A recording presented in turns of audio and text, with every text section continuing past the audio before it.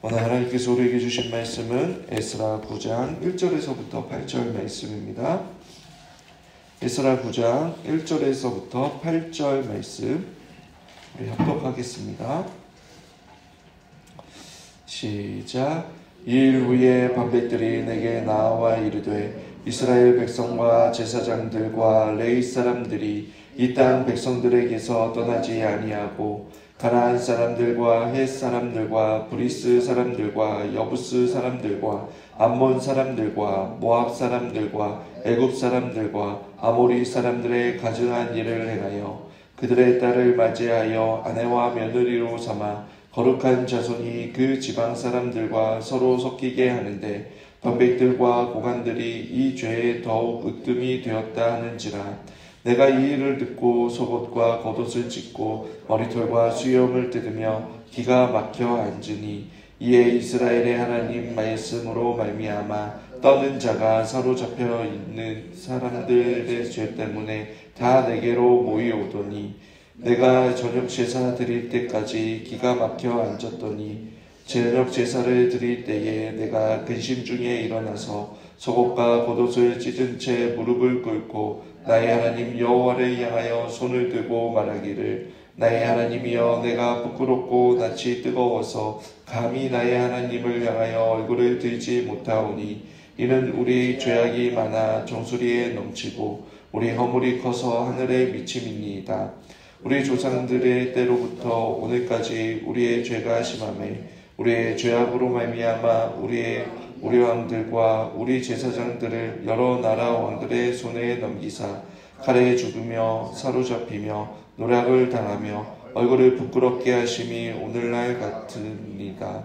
이제 우리 하나님 여호와께서 우리에게 잠시 동안 은혜를 베푸사 얼마를 남겨두어 피하게 하신 우리를 그 거룩한 처소에 박힌 목과 같게 하시고 우리 하나님 우리의 눈을 밝히사 우리가 종노릇하는 중에서 조금 소생하게 하셨나이다. 아멘. 포로에서 귀환한 이스라엘 백성들은 성전 재건이라는 거룩한 부르심과 사명을 가지고 귀환하여 약 22년 만에 성전을 재건했습니다. 이제 재건한 성전을 바라보며 하나님의 백성으로 예배 공동체, 신앙 공동체로서 지내야 하는데 안타깝게도 오늘 본문은 그러지 못했음을 전해주고 있습니다. 율법 학자 겸 제사장이었던 에스라가 귀환한 후 얼마 지나지 않아 반백들이 에스라에게 나와 공동체의 죄를 고백합니다. 그 내용이 1절과 2절입니다. 그들이 지은 죄가 무엇입니까? 예루살렘 주위의 이방인들과 혼인을 했다는 것입니다. 이스라엘 백성들이 그토록 그리던 땅으로 몸은 돌아왔으나 아직 마음은 하나님께로 돌아오지 않았습니다. 이스라엘 백성들이 예루살렘으로 돌아와 살기 시작하면서 옛 조상들의 범죄를 동일하게 저지르기 시작한 것입니다. 단순히 이방인들과 결혼한 것이 문제를 삼은 것이 아닙니다. 현실과 타협하면서 점점 세상에 물들어갔다라는 증거이고 또 하나님의 언약관계를 부정하며 신앙적인 배교 행위를 한 것을 이야기하는 것입니다. 이것은 1절을 보면 하나님께서 가증히 여기시는 일이라고 말합니다. 성경에 여러 번 하나님께서 가증히 여기신다라는 내용이 나오는데 특별히 하나님의 백성들에게 사용하는 단어입니다. 왜 그렇습니까? 하나님께서는 분명히 율법에서 하지 말라라고 말씀하셨는데 이스라엘 백성들이 그것이 죄인 줄 알면서도 행하기 때문입니다. 특별히 하나님과의 관계에서 그들이 범죄한 것에 대해 하나님께서는 가증히 여기신다라는 그러한 표현을 종종 사용하셨습니다. 우리가 민감하게 이 말씀을 반응하여 우리의 삶을 돌이켜보면 여러분 긴장을 하지 않을 수 없습니다. 왜냐하면 일상의 많은 부분 우리는 무엇이 옳고 그른지를 알고 있습니다. 성경을 통해서도 알 수 있지만 우리 안에 계시는 성령님께서 우리의 신앙의 양심을 작동시키셔서 깨닫게 하시기 때문입니다. 그러나 그럼에도 불구하고 하나님의 말씀과 뜻에 거슬리는 일을 얼마나 많이 합니까?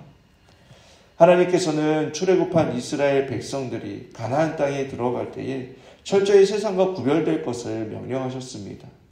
하나님께서는 이스라엘 백성을 죄가 가득한 그 가나안 땅을 심판하시려는 도구로 사용하시고 이스라엘에게 약속의 땅을 주시려고 하셨습니다. 그러나 이스라엘은 불순종함으로 그 명령에 실패합니다. 그리고 이방 민족들이 이스라엘의 가시와 올무가 되어 우상숭배와 그로 인한 악행으로 인해 하나님의 진노와 심판을 받아 멸망을 당하고 살아있는 자들은 바벨론의 포로가 되었습니다. 여러분, 우리도 마찬가지입니다.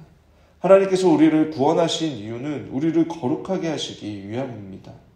죄인인 우리를 구원하셔서 하나님의 영광을 나타내시고 또 우리를 통해 죄와 사망의 권세가 사로잡고 있는 이 세상 가운데 구별되어 여러분 거룩하게 살아가게 하셔서 죄와 비천함 가운데 있는 자들을 복음의 진리를 전하게 하시고 또 서로 사랑하며 하나님의 형상을 회복한 자로서 여러분 아름다움을 보여주므로 세상의 방식이 아닌 하나님의 방식으로 또 다른 세상 즉 하나님의 나라를 우리의 삶을 통해 보여주시기를 원하시는 것입니다.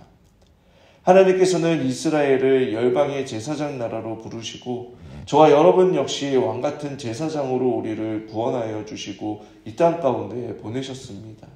그리고 저와 여러분을 통해 우리 교회를 세우셨습니다. 하나님께서 주신 말씀을 통해 성령 충만함으로 죄에 대해 민감하기를 원합니다.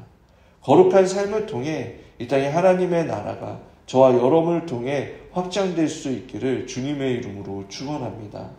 그런데 더 충격적인 것은 여러분 이 일을 앞장서서 저지른 사람들이 바로 제사장과 레위 사람들이라고 말하는 것입니다. 영적 지도자들이 죄에 대해 침묵하고 있으니 여러분 방백들과 고관들 그리고 백성들까지도 그들의 조상들의 죄를 그대로 따라 답습하는 것이었습니다.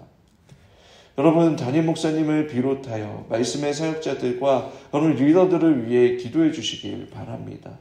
다른 어떠한 것보다도 여러분 진리의 말씀 위에 바로 서며 영적으로 분별하고 오직 진리의 말씀에 따라 살아갈 수 있도록 기도해 주십시오. 그리고 그들이 하나님 앞에 바로 서야 여러분 공동체가 바로 설 수 있습니다. 그들이 무너지고 또 넘어지면 그럼 교회도 금방 쓰러지고 무너지게 되는 것입니다. 이 새벽 기도에 오신 분들은 기도의 동력자들로서 교회를 위해 꼭 담임 목사님과 교회 리더들을 위해 날마다 기도해 주시길 부탁드립니다.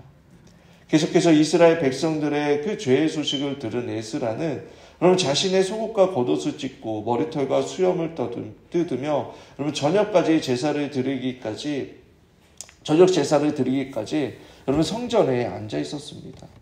본문에서 기가 막혔다라고 표현하는데 그것은 현기증이 나서 기절할 정도로 통곡하였다라는 것을 말하고 있는 것입니다.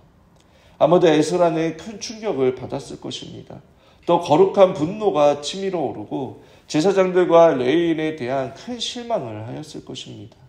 그리고 더 나아가 백성들의 죄가 마치 자신의 죄처럼 느껴지며 하나님께 깊은 통곡과 함께 회개를 하였습니다. 그런데 놀라운 것은 에스라가 그렇게 앉아 있을 때에 여러분 하나님의 말씀으로 말미암아 떠는 자들이 에스라에게 모여왔습니다. 마치 엘리야가 지쳐 있었을 때 아합에게 무릎 꿇지 않은 그러한 7,000명이 있다라는 것처럼 여러분 에스라와 같은 마음으로 가진 그러한 믿음의 동력자들이 있었던 것입니다. 4절의 말씀을 보시면 이에 이스라엘의 하나님의 말씀으로 말미암아 떠는 자가 사로잡혀 이 사람의 죄 때문에 다 내게로 모여오더라. 이들의 특징이 무엇일까요? 여러분 자신의 유익을 위해 모인 사람들이 아닙니다. 하나님의 말씀을 듣고 하나님을 두려워할 줄 아는 사람들이었습니다. 하나님의 말씀을 그들의 삶의 기준으로 삼고 살았던 사람들입니다.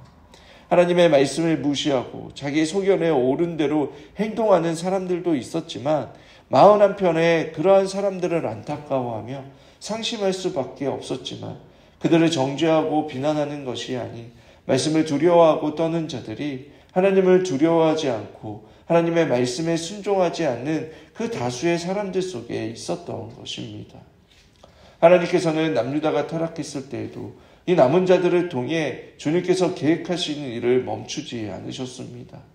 세상의 풍조에 휩쓸려 살아가는 대다수의 사람들 속에서 하나님을 경외함으로 하나님의 말씀을 붙잡고 순종하는 자들을 통해 하나님께서 하나님께서는 그 주님의 일을 행하셨습니다.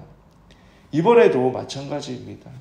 에스라를 중심으로 하나님을 경외하는 사람들이 모임으로 무너진 공동체가 다시 회복하도록 하셨습니다.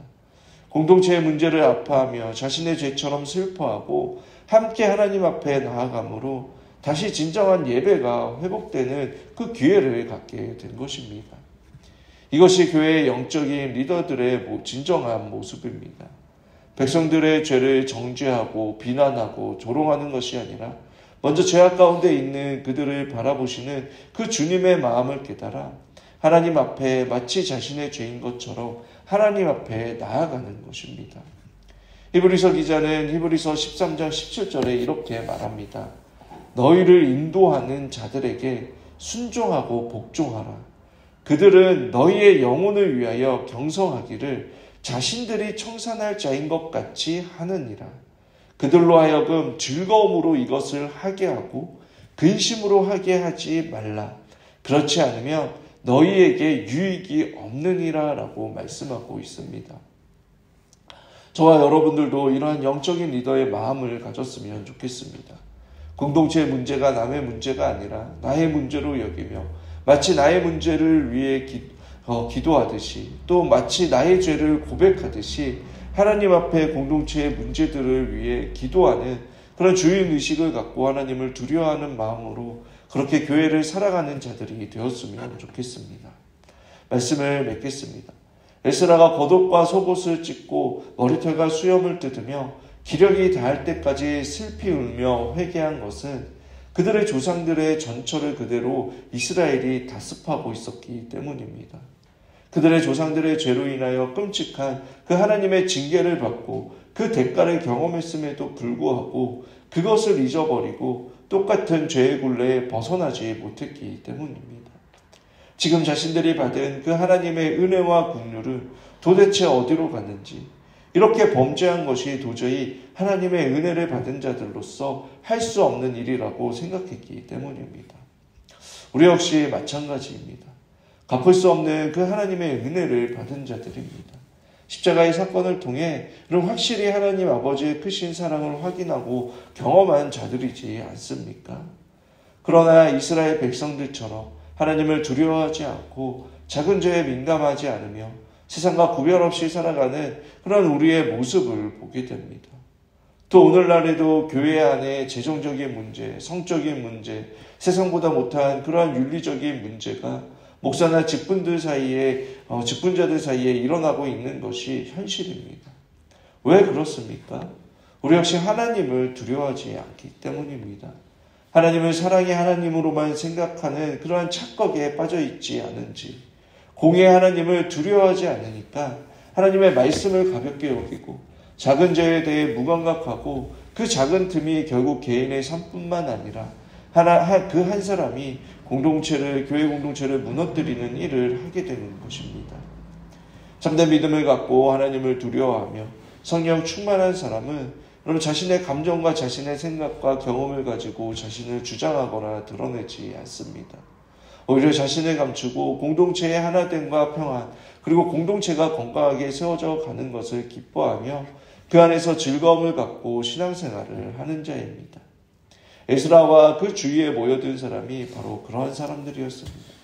하나님의 말씀으로 말미암아 떠는 자, 곧 하나님을 경외하는 자들입니다. 공동체의 죄와 연약함을 마치 자신의 죄처럼 자신의 일부인 것처럼 그렇게 공동체에 귀속된 자들이었습니다. 저와 여러분 역시 예수 그리스도께서 피로 세우신 우리 무성연합교회를 그렇게 살아가는 자들이 되었으면 좋겠습니다. 우리 한 사람 한 사람이 정말 주님의 몸된 지체로서 필요한 곳에서 영적으로 깨어 자신의 일을 감당하며 함께 주님의 몸된 교회를 건강하게 세워가는 그러한 한 사람이 되시길 주님의 이름으로 축원합니다.